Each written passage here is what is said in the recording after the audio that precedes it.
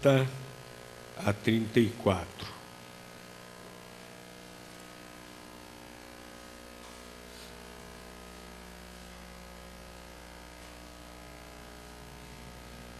E chegou a Derbe e Listra, e eis que estava ali, comecei a ler do início do capítulo, e a ler o capítulo inteiro, e é versículos 30 e 34, E tirando-os para fora, disse: Senhores, que é necessário que eu faça para me salvar? E eles disseram: Crê no Senhor Jesus Cristo, e serás salvo tu e a tua casa. E lhe pregavam a palavra do Senhor e a todos os que estavam em sua casa. E tomando-os ele consigo, naquela mesma hora da noite, lavou-lhes os vergões, e logo foi batizado, ele e todos os seus. E levando-os à sua casa, lhes pôs à mesa, e na sua crença em Deus, alegrou-se com toda a sua casa.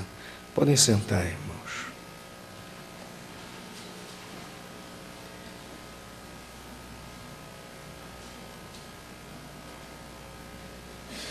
Livro de Gênesis, que conta o princípio de todas as coisas, como Deus criou todas as coisas, criou o homem, o ser humano. Nós vemos logo no início, depois da criação do ser humano, a primeira instituição que foi criada. Existem muitas instituições, escola, Estado, governo, e centenas, milhares de instituições. Mas aqui na Bíblia, logo no comecinho, como eu falei, nós vemos a primeira instituição que surgiu. Qual foi? Hein? Família. Mesmo antes de surgir uma cidade, uma vila, mesmo antes de surgir um clã, uma tribo, qualquer outra instituição, surgiu a principal e a primeira, que foi a família. E a família foi ideia de quem? Foi instituição de quem? Foi Adão que pensou assim: preciso criar uma família para mim.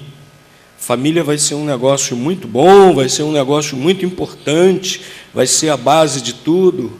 Senhor, cria uma mulher para eu poder ter uma família que vai ser a base de tudo. Foi ideia de Adão? Foi ideia do homem, a família? Não, foi Deus, né? Que disse: não é bom que o homem esteja só. Façamos uma ajudadora que seja igual a ele, uma ajudadora idônea, uma ajudadora igual a ele.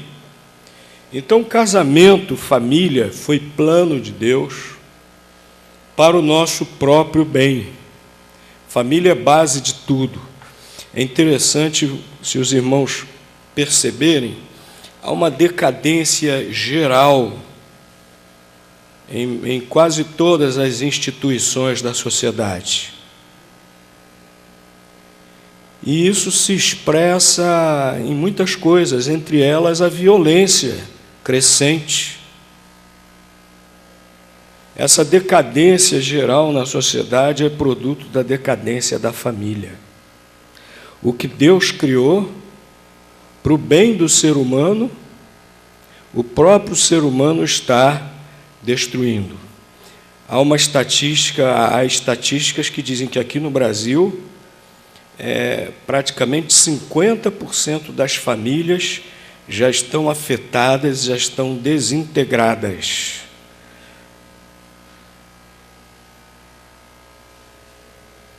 E isso se reflete no que estamos vendo nesse caos, nessa confusão, nessa falência de todas as outras instituições, porque Deus criou a família para o nosso bem. Se a família vai mal, tudo mais vai mal. Por exemplo, há uma estatística também sobre o uso de drogas que mostra que mais de 70% dos usuários de drogas vieram de famílias desintegradas, de famílias com problemas. Há uma relação muito íntima, uma relação muito próxima entre o vício das drogas, da dependência química, do álcool e a infelicidade familiar. E por aí vai. Por aí vai. Porque a família é essencial para o bem de cada pessoa. A família é essencial para a sociedade. A família é essencial para tudo. É plano de Deus.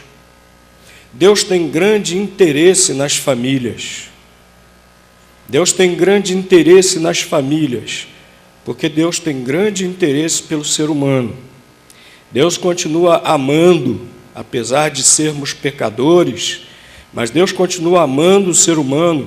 Deus continua com o interesse de resgatar o ser humano, e para resgatar o ser humano, Deus também quer resgatar as famílias. E o texto da palavra de Deus que nós acabamos de ler é um exemplo muito claro desse interesse de Deus pelas famílias. Um exemplo muito claro daquilo que Deus pode fazer pelas famílias. A gente vê logo aqui, de início, assim, de uma maneira muito clara, que Deus tem interesse de salvar as famílias. Deus quer salvar os indivíduos, mas Deus também quer salvar as famílias, né? Apóstolo Paulo e Silas estavam presos injustamente, né? Acusados injustamente, presos por pregarem o Evangelho. E eles não estavam lá deprimidos, não estavam lá desanimados, desesperançados, não. Se a gente lesse o texto todo, a gente ia ver que eles estavam fazendo o quê? Orando e cantando louvores a Deus. E num dado momento, e os presos lá, os outros presos escutando, né? Num dado momento, o que aconteceu? Terremoto. Tudo se abriu naquela cadeia por causa daquele terremoto. E não foi por acaso aquele terremoto, foi obra de Deus. Aquele carcereiro, quando viu que estava tudo, o carcereiro que tomava conta dos presos, quando viu que estava tudo aberto, as paredes, quem sabe alguma parede até caída, as portas abertas, por causa do terremoto, ele já imaginou que todos haviam fugido. E ele sabia que a responsabilidade dele é muito grande, como carcereiro, dos romanos, do Império Romano, dos soldados, do exército romano. E ele sabia que seria cobrado dele, que isso seria uma desonra muito grande, um soldado em serviço que falhou e deixou os presos fugirem. Então ele pegou a espada já para se matar, que seria a maneira dele preservar a sua honra. E apóstolo Paulo, quando viu aquilo, ele gritou: olha, não faça isso, devia estar escuro, né? O terremoto deve ter apagado as luzes, né? Lamparinas, tochas que iluminavam ali o ambiente. Então, ele não viu que os prisioneiros estavam ali. E ele quis se matar. E Paulo gritou de lá: não faz isso, todos nós estamos aqui. Olha que coisa, meus irmãos, abrindo aqui uma pequena digressão, como o Evangelho realmente influencia onde chega. Onde chegam crentes em Cristo, começam a orar, começam a mostrar a palavra de Deus. Ali eles estavam mostrando a palavra de Deus por meio da música, dos louvores, né? Já começou a influenciar o ambiente. Não foram só Paulo e Silas que ficaram, não. Os outros presos todos também ficaram. Não aproveitaram a situação para fugir, não. Algo maravilhoso da presença de Deus estava acontecendo ali e influenciando os outros presos também. E aí Paulo falou, olha, não te mata, não precisa não, nós estamos aqui. E aquele carcereiro durante a noite também deveria estar ouvindo já as orações, a palavra de Deus. Ele ficou também impactado, impressionado com aquilo. Paulo e Silas não fugiram, nenhum preso, e aquele carcereiro reconheceu ali também a ação de Deus, a atuação de Deus. Ele quis saber mais a respeito do Evangelho, dessa salvação que Paulo e Silas estavam anunciando. E ele perguntou o quê? Então, para Paulo e Silas: senhores, que hei de fazer para me salvar? E o que Paulo respondeu? Crê no Senhor Jesus Cristo e serás salvo, ponto final. Tu e a tua casa. Então fica muito claro que o interesse de Deus é salvar os indivíduos, mas também salvar as famílias. Deus tem interesse em salvar as famílias. Cada pessoa precisa ouvir o Evangelho e tomar uma decisão. Tanto que Paulo não pregou o Evangelho só para o carcereiro, não. Se fosse só o chefe da família se converter, e a família toda, assim, vamos dizer, por atacado, estaria salva, não precisaria ele pregar o Evangelho para os familiares daquele homem, não seria necessário, bastava falar do Evangelho para aquele carcereiro. Não, mas o carcereiro levou toda a sua família lá, e versículo 32 deixa muito claro que Deus, por meio do apóstolo Paulo, providenciou para que toda aquela família ouvisse o Evangelho. Versículo 32 deixa muito claro: e lhe pregavam a palavra do Senhor, e a todos que estavam em sua casa. E diz que todos eles foram batizados, todos eles aceitaram Jesus como Salvador. Cada pessoa precisa ouvir o Evangelho, cada pessoa precisa tomar uma decisão ao lado de Cristo. Às vezes tem gente que diz assim: eu sou crente desde o ventre da minha mãe. Eu já ouvi isso algumas vezes. Eu sou crente desde o ventre. Não existe isso, de já nascer crente em Cristo, de receber a salvação por hereditariedade. Não existe isso. Cada indivíduo, a Bíblia deixa muito claro que é responsável diante de Deus, que precisa ouvir o Evangelho e tomar uma decisão. Agora, nós vemos aqui claramente que o apóstolo Paulo está dizendo que se aquele homem cresce no Senhor Jesus Cristo de todo o coração, se convertesse ao Senhor Jesus Cristo, ele seria usado como instrumento. É nesse sentido que Paulo falou. Ele seria usado como instrumento para ganhar a sua família para Jesus. E ele fez isso imediatamente. Ele se tornou instrumento de Deus para salvar a sua família imediatamente, tanto que foi buscá-la para ouvir o Evangelho lá por meio de Paulo e Silas. Deus tem interesse na salvação das famílias. E Deus quer usar pessoas. Deus quer usar pessoas para que as famílias sejam alcançadas. Deus quer usar pessoas para que as famílias sejam salvas. Eu estou orando pela conversão da minha família. Muito bem, é essencial orar pela conversão da família, mas é necessário também ser um instrumento no sentido de providenciar para que a família ouça o Evangelho. Que a família seja impactada também pelo bom testemunho. Aquele carcereiro foi impactado pelo bom testemunho de Paulo e Silas. E ele queria que sua família também visse isso de perto e ouvisse os ensinamentos daqueles homens. Meus queridos, Deus tem interesse de salvar nossas famílias, mas nós precisamos ser instrumentos para isso. Será que nós estamos sendo instrumentos de Deus para a salvação de nossas famílias? Pastor, faz uma visita lá em casa que meu filho mais velho não quer nada com o Evangelho, eu queria que você fosse lá em casa falar do Evangelho. Irei com muito prazer se você me chamar.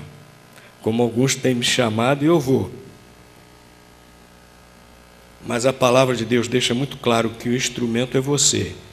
Crê no Senhor Jesus Cristo. Serás salvo tu. Você que mora com a sua família. Você que está em contato com eles. Você que tem condições de mostrar para eles, pela sua maneira de viver, como Jesus Cristo lhe transformou. A tarefa é sua, a responsabilidade é sua, de ser instrumento de Deus para Deus salvar a sua família. Você está orando pela sua família? Ore pela sua família. Você está falando de Jesus para a sua família? Fale de Jesus para a sua família. Cada oportunidade que surgir, peça a Deus sabedoria. Peça a Deus sabedoria. Quando falar, como falar. E procure dar bom testemunho de Cristo, para que sua família veja isso. A esposa cristã, ela precisa ser a melhor esposa do mundo. O marido cristão precisa ser o melhor marido do mundo. Os pais, pai e mãe, os pais cristãos precisam ser os melhores pais do mundo. Filhos cristãos, irmãos, precisam ser os melhores filhos e irmãos do mundo, para que por meio do seu testemunho, sua maneira de viver, sua família veja a diferença, veja que Cristo está em sua vida.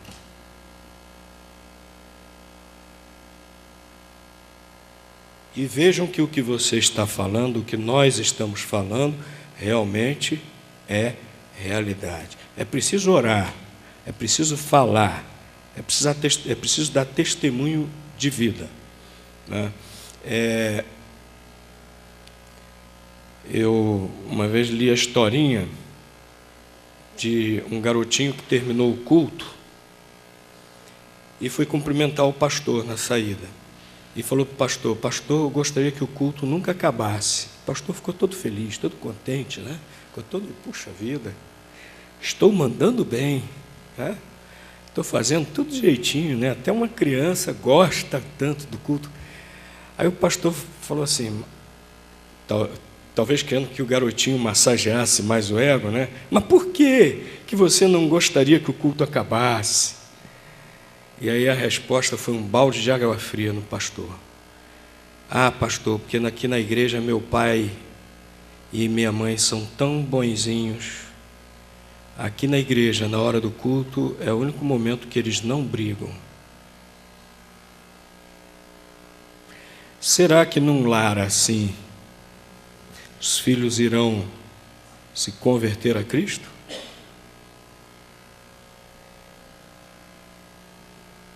Ou será que eles vão olhar, pensar, avaliar e concluir?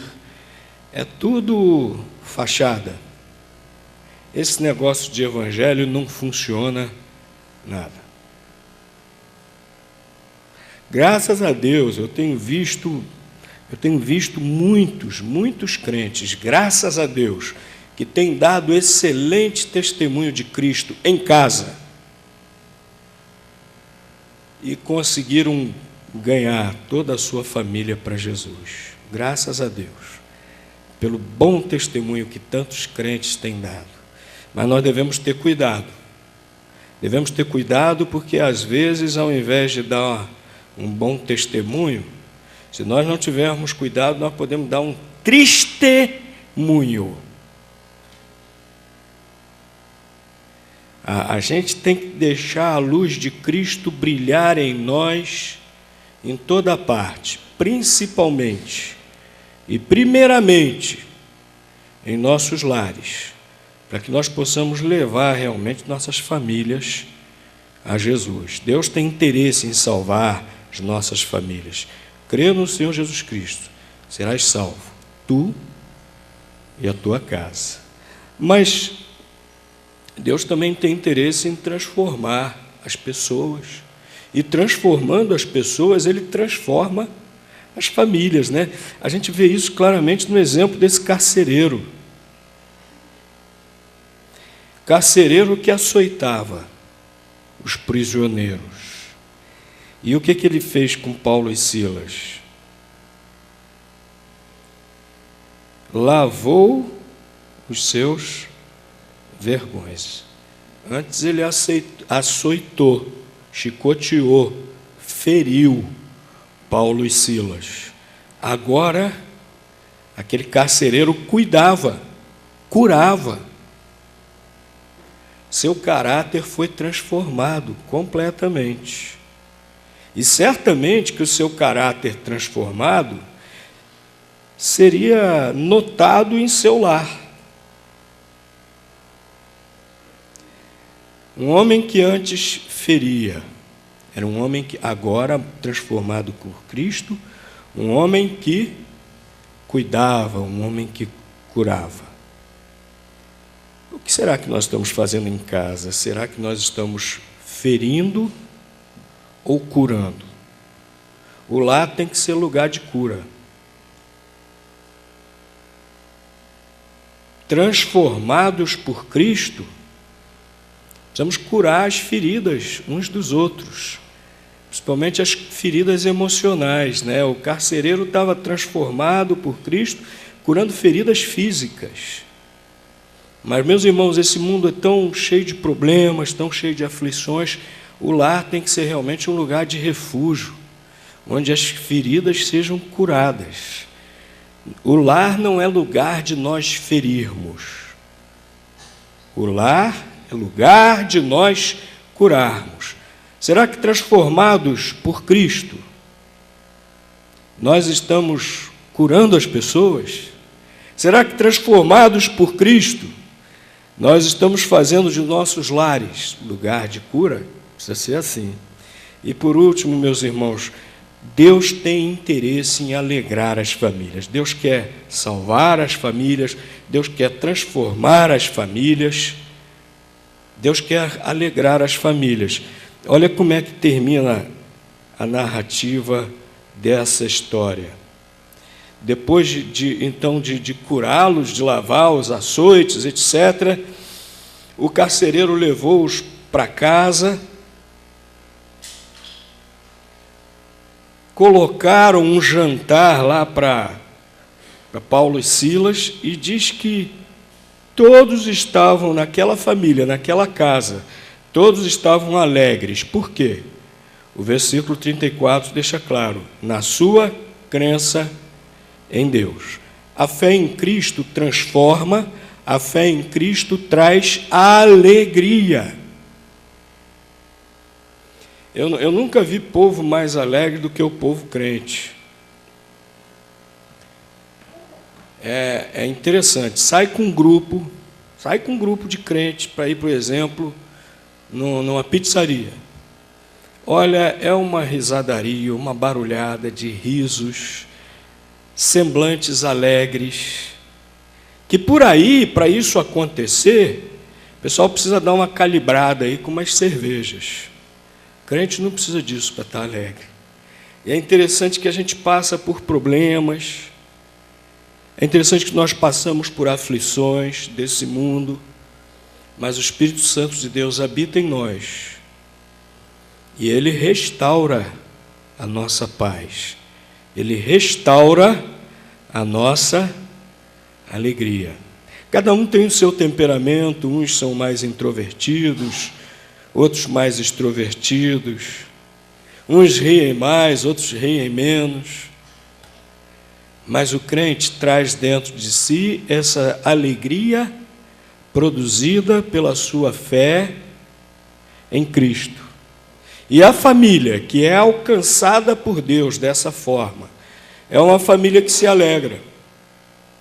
É uma família onde realmente há sorrisos. É uma família que, quando se reúne, como essa aqui se reuniu em torno da mesa, né, junto com Paulo e Silas, fica muito claro a sua alegria. Alegria produzida pela fé em Cristo. Meus queridos, vamos deixar que a nossa fé em Cristo nos alegre. E como é bom uma família que se alegra. Se alegra não porque está sobrando dinheiro, porque até sobrar dinheiro hoje em dia é difícil, né? Isso, mesmo quando sobra dinheiro, a verdadeira alegria não vai trazer. A família que se alegra não porque está sobrando dinheiro, família que se alegra não porque tem um jatinho, uma casa de praia para ir e outras coisas assim, mas uma família que se alegra por causa da sua crença em Deus, por causa da sua fé em Cristo. Esse é o verdadeiro motivo da alegria que Deus quer dar às nossas famílias. Permitamos, meus irmãos, permitamos que Deus haja dessa maneira por meio de nós, porque esse é o desejo dele, esse é o plano dele. É só a gente permitir que ele nos usa para essa finalidade. Amém.